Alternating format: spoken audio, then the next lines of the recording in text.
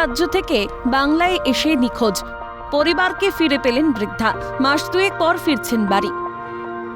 April মাসে বিহারের ভাগলপুর থেকে স্বামীর সঙ্গে বর্ধমানের গোড়াপে ডাক্তার দেখাতে এসেছিলেন ফুলবতী দেবী। ডাক্তার দেখিয়ে বাড়ি ফেরার সময় ভিড় ট্রেনে উঠতে গিয়ে স্বামীর হাতছাড়া হয়ে যায় ফুলবতীর।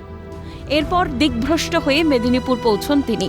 অসহায় হয়ে মেদিনীপুর স্টেশনে বসে বসে কাঁদছিলেন। তখন পুলিশ কর্মীরা তাকে উদ্ধার করে শেল্টার ফর আরবান হোমলেসে নিয়ে যান। কিন্তু ভাষাগত সমস্যার কারণে বৃদ্ধার সম্পর্কে কিছুই জানা সম্ভব হয়নি।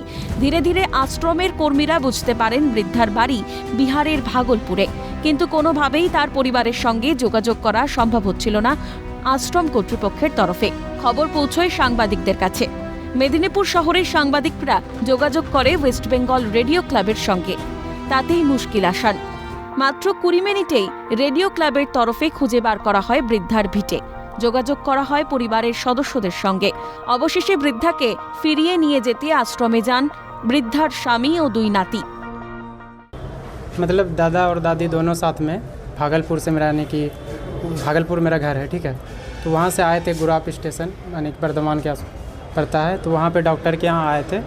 तो लौटते समय ट्रेन जब लौटते समय पकड़ने के लिए था ना, तो वहीं से मतलब दादी मिस हो गया। मतलब ट्रेन पे चढ़ गया, दादाजी नहीं चढ़ पाए। 8 अप्रैल को मिसिंग हुए थे। आज 8 जून है ना, जून है। हाँ, 2 महीना के बाद कल हमको पता चला है। थाना से कॉल किया है हम रेडियो की तरफ से। तो फिर हम सब कल ही ट्रेन पकड़ के यहाँ पे आए। মেদিনীপুর পুরসভার পুরপ্রধান সৌমেন খান ও মেদিনীপুর কোতোয়ালি থানার পুলিশ আধিকারিকদের উপস্থিতিতে বৃদ্ধাকে তুলে দেওয়া হয় পরিবারের সদস্যদের হাতে। সাংবাদিকদের এই ভূমিকায় ধন্যবাদ জানিয়েছেন পুরপ্রধান। এখানে মেদিনীপুর কোতোয়ালি পুলিশ এবং আমাদের সাংবাদিক বন্ধুরা তাদের চেষ্টাতে সংবাদ মাধ্যমে এই খবরটা দেওয়ার পরেই যে তারা জানতে পারে যে এইরকম একটি মহিলা আমাদের এখানে আছে, এবং ওনাদের কাছেও খবর ছিল যে এইরকম একটি মহিলা হারিয়ে গেছে, তার বাড়ির লোকেরা খুঁজছে।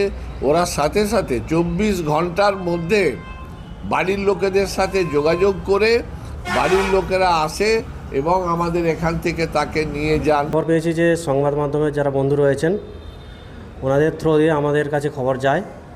আমাদের সঙ্গে সঙ্গে যে মুহূর্তে খবর পাই আমরা ইনার কথা বুঝে আমরা যতটা ধরতে পেরেছি যে ভোজপুরি ভাষায় কথা বলছেন, কিন্তু আমরা বিহারের ভাগলপুর সাইড বা ওই বিহারের সারাউন্ডিংসে বেশি জোর দিই। কিন্তু সারা ভারতবর্ষের মানে যত জায়গায় আমাদের সোর্স রয়েছে আমরা সেই জায়গায় কাজে লাগাই। তার ফলে আমরা সেখান থেকে ভাগলপুর থেকে ইনার তথ্য পাই। আমরা গর্বিত যে এরকম সংবাদ মাধ্যমের বন্ধুরা রয়েছেন, ইনাদের মাধ্যমে যে আমরা খবরটা পেয়েছি, তার মাধ্যমে আমরা যে বাড়িতে পৌঁছাতে পেরেছি, তার জন্য আমরা সংবাদ মাধ্যমের বন্ধুদেরকে ধন্যবাদ জানাই। পরিবারকে ফিরে পেয়ে চোখ ছলছল বৃদ্ধার। ধন্যবাদ জানালেন সাংবাদিকদের। অভিষেক চক্রবর্তী রিপোর্ট, ক্যালকাটা নিউজ।